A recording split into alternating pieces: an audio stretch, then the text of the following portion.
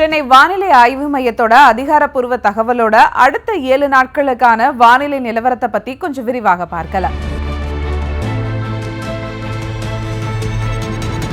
தமிழக கடலோர பகுதிகளில் கீழ்மட்ட வளிமண்டலத்துல ஒரு பலவீனமான காற்றழுத்த தாழ்வு பாதை நிலவரதன் எதிரொலியா நாளைய தினம் மேற்கு தொடர்ச்சி மலை மாவட்டங்கள்ல ஓரிரு இடங்கள்ல இடி மின்னல் மற்றும் பலத்த காற்றுடன் கூடிய மிதமான மழை பெய்யக்கூடும்னு சொல்லப்பட்டிருக்கு.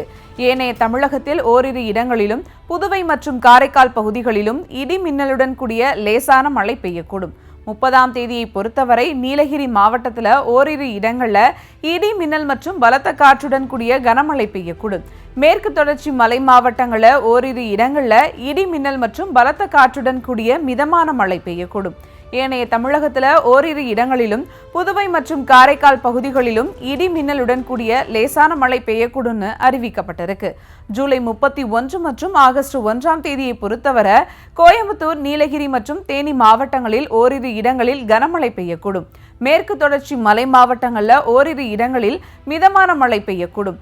அதுவே ஆகஸ்ட் 2 மற்றும் 3 ஆகிய தேதிகளில் பார்க்கும் பொழுது மேற்கு தொடர்ச்சி மலை மாவட்டங்களில் ஓரிரு இடங்களில் மிதமான மழை பெய்யக்கூடும்னு சொல்லியிருக்கு வானிலை மையம்.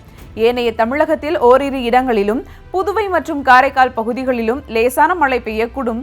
இந்த 2 தினங்கள்ல மழை பெய்ய வாய்ப்பு இருக்கு. சென்னை மற்றும் புறநகர் பகுதிகளுக்கான வானிலை முன்னறிவிப்பை பார்க்கும் பொழுது நாளைய தினம் வானம் ஓரளவு மேகமூட்டத்துடன் காணப்படும். நகரின் ஒரு சில பகுதிகளில் இடி மின்னலுடன் கூடிய லேசான மழை பெய்ய வாய்ப்பு இருக்கு.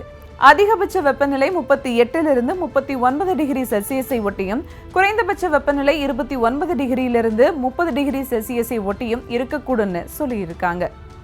இயல்பு நிலையிலிருந்து அதிகபட்ச வெப்பநிலை அளவின் வேறுபாட்டை பார்க்கும் பொழுது வர 31ஆம் தேதி வரை தமிழகம், புதுவை மற்றும் காரைக்கால் பகுதிகளில் அதிகபட்ச வெப்பநிலை ஒரு சில இடங்களில் 2 முதல் 4 டிகிரி செல்சியஸ் இயல்பை விட அதிகமாக இருக்கக்கூடும்.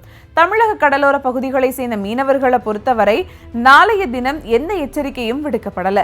30 மற்றும் 31ஆம் தேதிகளில் தென் தமிழக கடலோர பகுதிகள், மன்னார் வளைகுடா மற்றும் அதனை ஒட்டிய குமரிக்கடல் பகுதிகளில் சூறாவளி காற்று மணிக்கு 45 முதல் 55 கிலோமீட்டர் வேகத்திலும் இடையிடையே 65 கிலோமீட்டர் வேகத்திலும் வீசக்கூடும்.